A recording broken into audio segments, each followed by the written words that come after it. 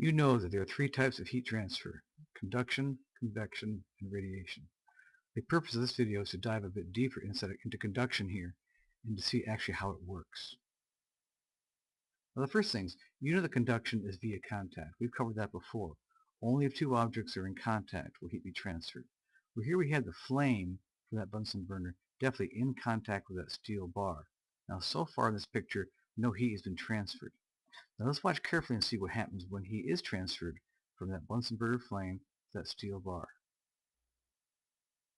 This indicates here that the molecules, or the particles of the steel, are vibrating. See their little vibrations back and forth in that orange area here?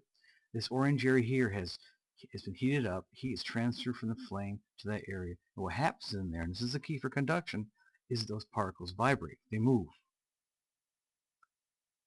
And then, of course, what happens here is this row of vibrating molecules or particles makes the next row vibrate. They're very closely connected, aren't they? So vibrations propagate or move through the steel. Vibrating particles cause next door neighbors to vibrate. Makes sense, right? And then it keeps going right down the steel, doesn't it? All the way through, row by row, transmitting the vibrations. And then at the end, if you're holding on to it, you'll feel that temperature, and it'll hurt, won't it? You'll say, "Ouch."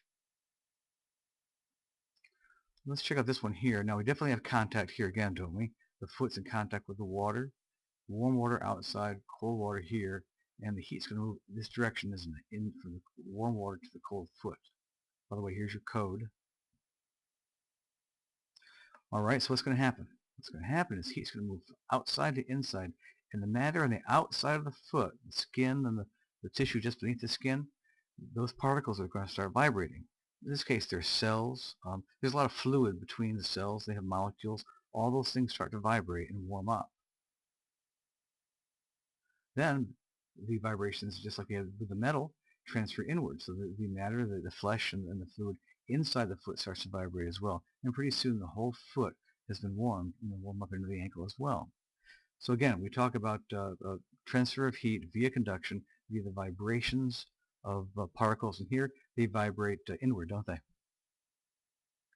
The only thing I've done here is I've reversed the temperature. It's cold outside, warm inside. In this case, heat is going to move in this direction, isn't it? From the warm foot to the cold water. And it's the same thing. We first see the water molecules near the foot. They vibrate right around the foot. And then again, here the vibrations spread outward, don't they? And water further away from the foot is warmed. And if you put your foot into a small container of cold water, the foot will warm the whole container, won't it? All the water will be warmed, again, by vibrations of the water molecules, in this case spreading out. So what is heat in an object?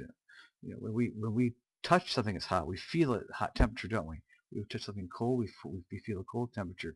Well, what we're really feeling is we're feeling the movement of the particles, aren't we? We've dealt here mainly with solids, so we're feeling the vibrations. We feel a hot temperature there, we might say, ouch. Over here it's gas. Now see these little light purple lines here? That shows these air molecules are not moving very quickly. Here they're moving much more quickly. So if you put your finger in here, the air molecules are moving slowly. You feel that it's cool. Not much movement of those particles.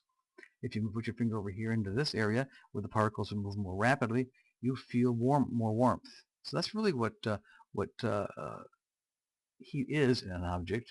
It causes movement of particles, and you feel slow movement as cool, and you feel fast movement as warm or hot. Okay, so that's it. Here we have conduction. We've dived deeper into it now. Now we know it's a transfer of heat via contact. Well, we knew that before, but now we know via the vibration of the particles. Bye.